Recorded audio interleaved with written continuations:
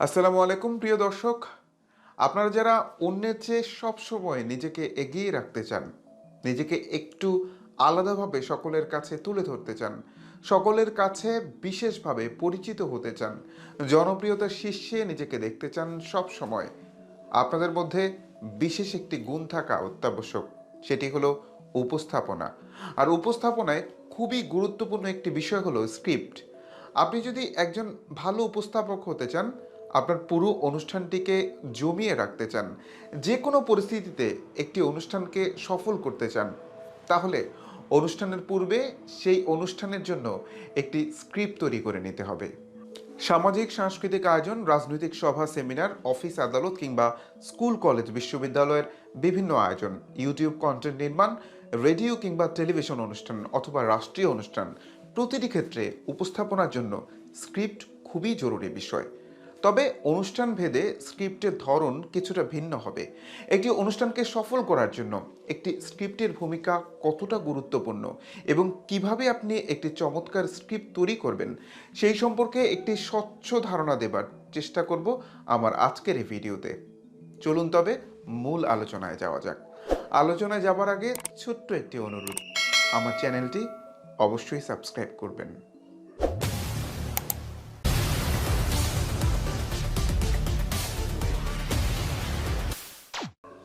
একটি অনুষ্ঠান কতটা সুন্দর হবে তা অনেকটা নির্ভর করে সেই অনুষ্ঠানটির স্ক্রিপ্ট কতটা সুন্দর করা হয়েছে। রেডিও, টেলিভিশন কিংবা ইউটিউব কন্টেন্টের স্ক্রিপ্টের বিষয়ে আমি একটু পরে আলোচনা করব। এখন যে বিষয়টি নিয়ে কথা বলতে চাই সেটি হচ্ছে, আমরা যদি স্কুলের ছোট্ট একটি আয়োজন থেকে শুরু করে রাষ্ট্রীয় বৃহৎ কোনো অনুষ্ঠানের কথা বলি, সেখানে দেখবেন এক এক অনুষ্ঠানের বিষয়বস্তু এক এক রকম, আয়োজনের সীমাবদ্ধতা থাকে, স্থান আলাদা থাকে, অনুষ্ঠানের পরিসরে বিশাল পার্থক্য থাকে, কিন্তু সেখানে একটি কমন বিষয়ে আপনারা পাবেন, সেটি হলো অনুষ্ঠানটির স্টাইল, অর্থাৎ শুরু থেকে শেষ পর্যন্ত যে প্রক্রিয়ার মধ্য দিয়ে অনুষ্ঠানটি চলে, যে আনুষ্ঠানিকতার মাধ্যমে আয়োজনটি শেষ হয়, সেটির ধরন প্রায় একই রকম। এই ধরনের অনুষ্ঠানের সম্পূর্ণ একটি স্ক্রিপ্ট আমি আপনাদের সামনে তৈরি করে দেখাবো। এবং তবে তার আগে আপনাদের এ ধরনের একটি স্ক্রিপ্ট সম্পর্কে এখন একটু ধারণা দিতে চাই। কোনো অনুষ্ঠানের স্ক্রিপ্ট করতে হলে সেই অনুষ্ঠানের বিষয়বস্তু সম্পর্কে আপনি পরিষ্কার ধারণা রাখবেন। আয়োজকদের সাথে কথা বলে সে বিষয়ে তথ্য উপাত্ত সংগ্রহ করে অনুষ্ঠানের আমন্ত্রণপত্র সঙ্গে নিয়ে সহজ, সাবলীল ও প্রাঞ্জল ভাষায় স্ক্রিপ্ট লেখা শুরু করুন। অনুষ্ঠানের শুরুতে উপস্থাপক মঞ্চে অবস্থান করবেন। যদি দুজন উপস্থাপক থাকেন, তাহলে স্ক্রিপ্টের কোন অংশটুকু কে উপস্থাপন করবেন সেটা আগে থেকে ঠিক করে নেবেন। অনুষ্ঠানের পূর্বে অনুষ্ঠানস্থলে উপস্থিত দর্শকদের উদ্দেশ্যে কিছু বিষয়ে তুলে ধরতে পারেন। অনুষ্ঠানে আমন্ত্রণপত্র দেখে অনুষ্ঠানের প্রধান অতিথি, বিশেষ অতিথি, সভাপতি এবং অনুষ্ঠানের সাংস্কৃতিক আয়োজন থাকলে সে আয়োজনে অংশগ্রহণকারী বিভিন্ন দল এবং শিল্পীদের নাম ঘোষণা করে ঠিক কতক্ষণ পরে অনুষ্ঠান শুরু হবে সেই সময়টি জানিয়ে সুশৃঙ্খলভাবে দর্শকদের দর্শক সারিতে আসন গ্রহণ করার জন্য অনুরোধ করবেন। কোনো কোনো অনুষ্ঠানে অতিথিবৃন্দ অনুষ্ঠান শুরুর পূর্বেই তাদের নিজ নিজ আসনে আসন গ্রহণ করে থাকেন, কিন্তু বেশিরভাগ ক্ষেত্রেই যেটি হয়, অতিথিবৃন্দ প্রথমে এসে দর্শকদের মধ্যে সামনের সারিতে আসন গ্রহণ করে থাকেন। ঠিক এই সময়টিতে আয়োজকদের সাথে কথা বলে আনুষ্ঠানিকভাবে আপনি আপনাদের আয়োজনটি শুরু করবেন। অনুষ্ঠানটি যে দিবস বা বিষয়কে কেন্দ্র করে, যেমন বিজয় দিবস, স্বাধীনতা দিবস, ভাষা দিবস অথবা বিদায় অনুষ্ঠান, শোক সভা কিংবা রাজনৈতিক আয়োজন, যে বিষয়ে হবে সেই বিষয়ে গুছিয়ে খুব প্রাসঙ্গিক কিছু কথা তুলে ধরবেন। এবার অনুষ্ঠানস্থলে অতিথিবৃন্দের মধ্যে যারা উপস্থিত হয়েছেন তাদের পদবি সহ নাম উচ্চারণ করবেন। আমন্ত্রণপত্র দেখে নির্ভুলভাবে সকলের নাম উচ্চারণ করবেন। নাম ঘোষণার সময় পদবি অনুসারে উপর থেকে নিচের দিকে ক্রমানুসারে নাম ঘোষণা করবেন। প্রথমে পদবি সহ প্রধান অতিথির নাম ঘোষণা করবেন, এরপর সিনিয়র থেকে জুনিয়র এই ক্রমানুসারে বিশেষ অতিথিবৃন্দের নাম ঘোষণা করবেন। সবশেষে বলবেন, আজকের অনুষ্ঠানটির সভাপতিত্ব করবেন জনাব অমুক, পদবী সহ তার নাম উল্লেখ করবেন। এবার অতিথিবৃন্দকে মঞ্চে আসার জন্য আহ্বান জানাবেন। মঞ্চে আহ্বান করার সময় অ্যানাউন্সমেন্টটি এরকম হবে: আজকের অনুষ্ঠানের সম্মানিত সভাপতিকে বিনীতভাবে অনুরোধ জানাচ্ছি আজকের অনুষ্ঠানের সম্মানিত প্রধান অতিথি এবং বিশেষ অতিথিবৃন্দকে সঙ্গে নিয়ে মঞ্চে আসার জন্য। এর পরপরই বলবেন মঞ্চে আসন গ্রহণ করছেন আজকের অনুষ্ঠানের সম্মানিত সভাপতি, সম্মানিত প্রধান অতিথি এবং বিশেষ অতিথিবৃন্দ। অতিথিবৃন্দ মঞ্চে আসন গ্রহণ করার পর সভাপতির অনুমতি নিয়ে অনুষ্ঠান শুরু করবেন। এক্ষেত্রে কখনো কখনো সভাপতি মাথা নেড়ে সম্মতি দিয়ে থাকেন, আবার কখনো কখনো তিনি চুপ করে থাকেন। সেক্ষেত্রে মৌন সম্মতি ধরে নিয়ে অনুষ্ঠান শুরু করতে পারেন। প্রথমে আপনারা আনুষ্ঠানিকভাবে অতিথিবৃন্দকে ফুল দিয়ে বরণ করে নেবেন। এছাড়াও উত্তরীয় কিংবা ক্রেস্ট প্রদানের কোনো আয়োজন থাকলে একই সঙ্গে সেটিও করে নিতে পারেন। ফুলেল শুভেচ্ছা জানানোর পর শুরু হবে বক্তব্যের পালা। বক্তব্যের ক্ষেত্রে সবচেয়ে জুনিয়র থেকে, অর্থাৎ আমন্ত্রণপত্রে যার নাম সবচেয়ে নিচে থাকে, প্রথমে বক্তব্যের জন্য ডায়াসে তাকে আমন্ত্রণ জানাবেন। এরপর জুনিয়র থেকে সিনিয়র, এই ক্রমানুসারে বক্তব্যের জন্য অতিথিবৃন্দকে একে একে ডায়াসে আমন্ত্রণ করবেন। আমন্ত্রিত অতিথি এবং বিশেষ অতিথিবৃন্দের বক্তব্যের পর প্রধান অতিথিকে তার মূল্যবান বক্তব্য প্রদানের জন্য অনুরোধ জানাবেন। সবশেষে সভাপতি ধন্যবাদ জ্ঞাপন সহ অনুষ্ঠানের সমাপ্তি ঘোষণা করবেন।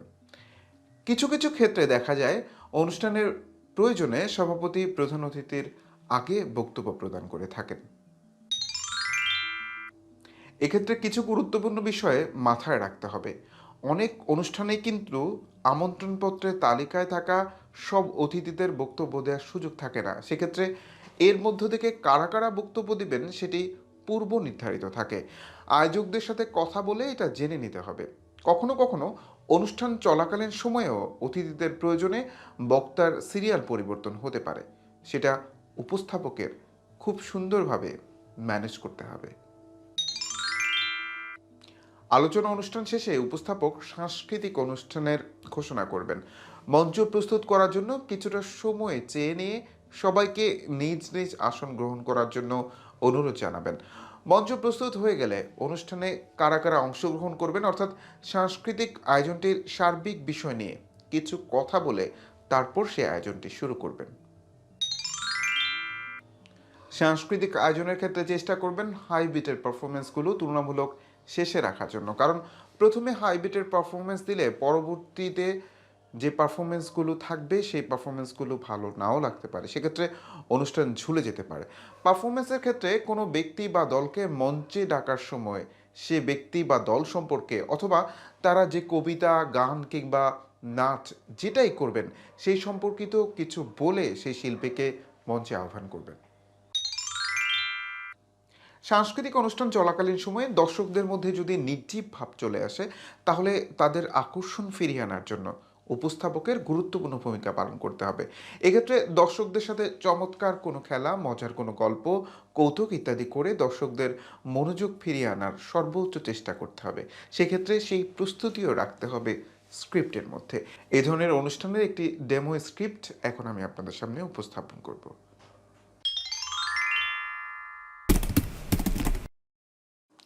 সম্মানিত সুধী, মহান ভাষা দিবস ও আন্তর্জাতিক মাতৃভাষা দিবস উপলক্ষে সাংস্কৃতিক সংগঠন মানচিত্রের আয়োজনে আলোচনা সভা ও সাংস্কৃতিক অনুষ্ঠানে আমাদের মাঝে ইতিমধ্যে এসে উপস্থিত হয়েছেন আজকের অনুষ্ঠানের প্রধান অতিথি, গণপ্রজাতন্ত্রী বাংলাদেশ সরকারের তথ্য ও সম্প্রচার মন্ত্রণালয়ের মাননীয় মন্ত্রী, বাংলাদেশ আওয়ামী লীগের যুগ্ম সাধারণ সম্পাদক জনাব হাসান মাহমুদ। আমাদের মাঝে উপস্থিত হয়েছেন আজকের অনুষ্ঠানের বিশেষ অতিথি, আমাদের সকলের শ্রদ্ধেয় শিক্ষাবিদ প্রফেসর ডক্টর সৈয়দ আনোয়ার হোসেন। আমাদের মাঝে আরও উপস্থিত হয়েছেন আজকের অনুষ্ঠানের বিশেষ অতিথি, জাতীয় প্রেস ক্লাবের সাবেক সভাপতি, দৈনিক যুগান্তরের সম্পাদক জনাব সাইফুল আলম। আমাদের মাঝে বিশেষ অতিথি হিসেবে উপস্থিত আছেন সম্মিলিত সাংস্কৃতিক জোটের সম্মানিত সাধারণ সম্পাদক হাসান আরিফ। বিশেষ অতিথি হিসেবে আরও উপস্থিত আছেন বাংলাদেশ আবৃত্তি সমন্বয় পরিষদের সংগ্রামী সাধারণ সম্পাদক জনাব আহকামুল্লাহ। আমাদের আজকের অনুষ্ঠানে সভাপতিত্ব করবেন বাংলাদেশ আবৃত্তি সমন্বয় পরিষদের উপদেষ্টা মণ্ডলীর সদস্য জনাব মীর বরকত। আমি আজকের অনুষ্ঠানের সম্মানিত সভাপতিকে বিনীতভাবে অনুরোধ জানাচ্ছি আজকের অনুষ্ঠানের প্রধান অতিথি মাননীয় মন্ত্রী এবং আজকের অনুষ্ঠানের বিশেষ অতিথিবৃন্দকে সাথে নিয়ে মঞ্চে এসে আসন গ্রহণ করার জন্য। মঞ্চে আসন গ্রহণ করছেন আজকের অনুষ্ঠানের সম্মানিত সভাপতি, সম্মানিত প্রধান অতিথি এবং বিশেষ অতিথিবৃন্দ। আমি অনুষ্ঠান শুরু করার জন্য সভাপতির অনুমতি প্রার্থনা করছি। ২১ আমাদের অহংকার, ২১ দিয়েছে আমাদের সম্মান মর্যাদা। ৫২-এর ভাষা শহীদরা বুকের তাজা রক্তে রাজপথ রঞ্জিত করে আমাদের মায়ের ভাষাকে আমাদের মুখে ফিরিয়ে দিয়েছে। ৫২-এর ভাষা আন্দোলনের সকল শহীদদের প্রতি বিনম্র শ্রদ্ধা জানিয়ে শুরু করছি মানচিত্র সাংস্কৃতিক সংগঠন কর্তৃক আয়োজিত মহান ভাষা দিবস ও আন্তর্জাতিক মাতৃভাষা দিবস উপলক্ষে আজকের আলোচনা সভা ও সাংস্কৃতিক অনুষ্ঠান। অনুষ্ঠানের শুরুতেই আমরা আজকের অনুষ্ঠানের সম্মানিত অতিথিবৃন্দকে ফুলেল শুভেচ্ছা জানাতে চাই। প্রথমেই আজকের অনুষ্ঠানের সভাপতি জনাব মীর বরকতকে ফুল দিয়ে বরণ করে নেওয়ার জন্য অনুরোধ করছি মানচিত্রের সদস্য ফেরদৌসী ইয়াসমিন স্বর্ণাকে। এরপরই ফুলের শুভেচ্ছা জানাবো আজকের অনুষ্ঠানের প্রধান অতিথি গণপ্রজাতন্ত্রী বাংলাদেশ সরকারের তথ্য ও সম্প্রচার মন্ত্রণালয়ের মাননীয় মন্ত্রী এবং বাংলাদেশ আওয়ামী লীগের যুগ্ম সাধারণ সম্পাদক জনাব হাসান মাহমুদকে। প্রধান অতিথি মাননীয় মন্ত্রীকে ফুল দিয়ে বরণ করে নেবে মানচিত্রের সদস্য মামুন আবদুল্লাহ। এরপরই বিশেষ অতিথিবৃন্দকে একে একে ফুল দিয়ে বরণ করে নেবে মানচিত্রের সদস্য বিনালা দিবা, জান্নাতুল দোলনা, নাজনীন মিতা ও মিতুল হোসেন। আজকের অনুষ্ঠানের বিশেষ অতিথি সর্বজন শ্রদ্ধেয় প্রফেসর ডক্টর সৈয়দ আনোয়ার হোসেনকে ফুল দিয়ে বরণ করে নিয়েছেন মানচিত্রের সদস্য মিনালা দিবা। এরপরই জাতীয় প্রেস ক্লাবের সাবেক সভাপতি, দৈনিক যুগান্তরের সম্পাদক জনাব সাইফুল আলমকে ফুল দিয়ে বরণ করে নিচ্ছেন মানচিত্রের সদস্য জান্নাতুল দোলনা। সম্মিলিত সাংস্কৃতিক জোটের সংগ্রামী সাধারণ সম্পাদক হাসান আরিফকে ফুলেল শুভেচ্ছা জানাচ্ছেন মানচিত্রের সদস্য নাজনীন মিতা এবং বাংলাদেশ আবৃত্তি সমন্বয় পরিষদের সম্মানিত সাধারণ সম্পাদক আজকের অনুষ্ঠানের বিশেষ অতিথি জনাব আহকামুল্লাহকে ফুল দিয়ে বরণ করে নিচ্ছেন মানচিত্রের সদস্য মিতুল হোসেন। সুপ্রিয় সুধী, মানচিত্রের আয়োজনে মহান ভাষা দিবস ও আন্তর্জাতিক মাতৃভাষা দিবস উপলক্ষে আজকের আলোচনা সভা ও সাংস্কৃতিক অনুষ্ঠানে এ পর্যায়ে সম্মানিত অতিথিবৃন্দ তাদের মূল্যবান বক্তব্য প্রদান করবেন। বক্তব্য প্রদানের জন্য প্রথমেই ডায়াসে আমন্ত্রণ জানাবো বাংলাদেশ আবৃত্তি সমন্বয় পরিষদের সংগ্রামী সাধারণ সম্পাদক বিশিষ্ট আবৃত্তি শিল্পী আহকামুল্লাহকে। ধন্যবাদ আহকামুল্লাহ আপনার মূল্যবান বক্তব্য প্রদানের জন্য। এখন বক্তব্য প্রদান করবেন সম্মিলিত সাংস্কৃতিক জোটের সম্মানিত সাধারণ সম্পাদক বিশিষ্ট আবৃত্তি শিল্পী ও নির্দেশক হাসান আরিফ। হাসান আরিফকে তার মূল্যবান বক্তব্য প্রদানের জন্য অনুরোধ করছি। অনেক ধন্যবাদ শ্রদ্ধেয় হাসান আরিফ। এই পর্যায়ে বক্তব্য নিয়ে আসছেন আজকের অনুষ্ঠানের বিশেষ অতিথি, জাতীয় প্রেস ক্লাবের সাবেক সভাপতি ও দৈনিক যুগান্তরের সম্পাদক জনাব সাইফুল আলম। ভাষা শহীদদের আত্মত্যাগ ও বাংলা ভাষার বর্তমান অবস্থা তুলে ধরে গুরুত্বপূর্ণ আলোচনার জন্য অনেক ধন্যবাদ জনাব সাইফুল আলমকে। এই পর্যায়ে বক্তব্য রাখবেন সর্বজন শ্রদ্ধেয় বিশিষ্ট শিক্ষাবিদ প্রফেসর ডক্টর সৈয়দ আনোয়ার হোসেন। আমি স্যারকে তার মূল্যবান বক্তব্য প্রদানের জন্য বিনীতভাবে অনুরোধ করছি। অনেক ধন্যবাদ ও কৃতজ্ঞতা professor doctor Syed Anwar Hossain. Sir, আশা করি আপনার তাৎপর্যপূর্ণ ও শিক্ষণীয় বক্তব্য থেকে শিক্ষা নিয়ে উপস্থিত দর্শকবৃন্দ মাতৃভাষার প্রতি আরও যত্নবান হওয়ার ক্ষেত্রে সচেষ্ট হবেন। সুপ্রিয় সুধী, এ পর্যায়ে বক্তব্য রাখবেন আমাদের আজকের অনুষ্ঠানের প্রধান অতিথি গণপ্রজাতন্ত্রী বাংলাদেশ সরকারের তথ্য ও সম্প্রচার মন্ত্রণালয়ের মাননীয় মন্ত্রী, বাংলাদেশ আওয়ামী লীগের যুগ্ম সাধারণ সম্পাদক জনাব হাসান মাহমুদ। আমি মাননীয় মন্ত্রীকে তার মূল্যবান বক্তব্য প্রদানের জন্য বিনীতভাবে অনুরোধ করছি। আপনার গুরুত্বপূর্ণ বক্তব্যের জন্য আপনাকে অসংখ্য ধন্যবাদ আজকের অনুষ্ঠানের প্রধান অতিথি মাননীয় মন্ত্রী জনাব হাসান মাহমুদ। প্রিয় দর্শক, এখন আজকের আলোচনা অনুষ্ঠানের সমাপনী ঘোষণা ও তার মূল্যবান বক্তব্য প্রদান করবেন আজকের অনুষ্ঠানের সভাপতি জনাব মীর বরকত। আমি সম্মানিত সভাপতিকে তার বক্তব্য প্রদানের জন্য অনুরোধ করছি। অনেক ধন্যবাদ আজকের অনুষ্ঠানের সম্মানিত সভাপতি জনাব মীর বরকতকে।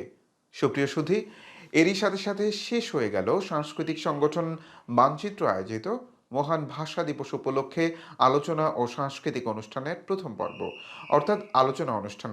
কিছুক্ষণের মধ্যেই শুরু হবে আমাদের সাংস্কৃতিক অনুষ্ঠান। আমি সম্মানিত অতিথিবৃন্দকে দর্শক সারিতে গিয়ে বসার জন্য অনুরোধ জানাচ্ছি এবং সুপ্রিয় দর্শক, আপনাদের কাছ থেকে মঞ্চ প্রস্তুত করার জন্য কিছুটা সময় চেয়ে নিচ্ছি।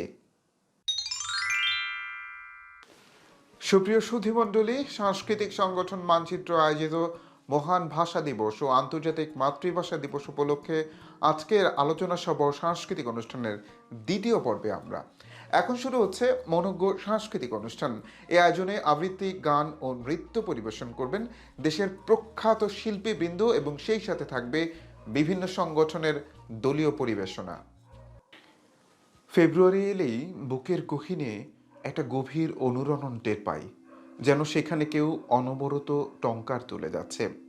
সারা বছরই সেই টঙ্কারের আওয়াজ পাই, তবে ফেব্রুয়ারিতে এই হারানোর ব্যথাটা যেন একটু বেশিই হয়। প্রিয় দর্শক, এখন ২১-এর কথা, কবিতা আর স্লোগানে দলীয় আবৃত্তি পরিবেশনায় শ্রুতিঘর। অনেক ধন্যবাদ শ্রুতিঘরকে চমৎকার পরিবেশনার জন্য। এবার ২১-এর গান নিয়ে মঞ্চে আসছেন শিল্পী কোনাল। অনেক ধন্যবাদ কোনাল। এ পর্যায়ে ২১-এর কবিতার আবৃত্তি করবেন দেশ বরেণ্য আবৃত্তি শিল্পী শিমুল মোস্তফা আবৃত্তি করবেন সৃজন সেনের মাতৃভূমির জন্য কবিতাটি। অনেক ধন্যবাদ শক্তিমান আবৃত্তি শিল্পী শিমুল মোস্তফা। এ পর্যায়ে গান পরিবেশনের জন্য মঞ্চে আসছেন স্বাধীন বাংলা বেতার কেন্দ্রের শিল্পী শাহিন সামাদ। শ্রদ্ধেয় শাহিন সামাদকে অনেক ধন্যবাদ তার অসাধারণ পরিবেশনার জন্য। এবার আমাদের সবশেষ পরিবেশনা দলীয় নৃত্য। মঞ্চে আসছে ধ্রুব তারা। পরিবেশনায় থাকবেন মাহফুজ কাদরি, সুমন, মিথিলা, তমা, তিশা ও নিশি। ধন্যবাদ ধ্রুব তারার নৃত্য দলকে তার মনোমুগ্ধকর পরিবেশনার জন্য।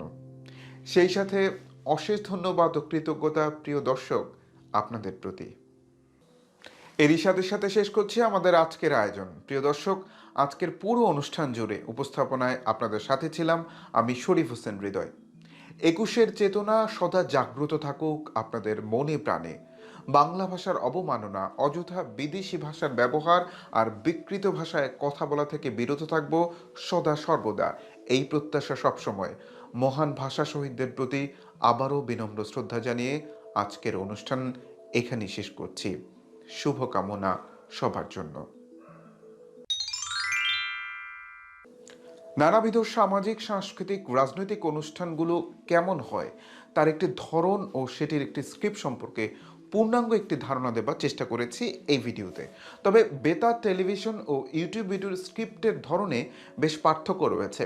এ বিষয়ে এখন এই ভিডিওতে কথা বললে ভিডিওটি অনেক বেশি বড় হয়ে যাবে। তাছাড়া রেডিও ও টিভি অনুষ্ঠান উপস্থাপনা কিংবা তার স্ক্রিপ্ট সম্পর্কে খুব সংক্ষেপে বলাও সম্ভব নয়।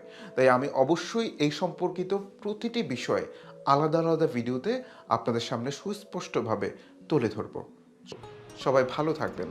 ভিডিওটি ভালো লাগলে লাইক, কমেন্ট করে পাশে থাকবেন।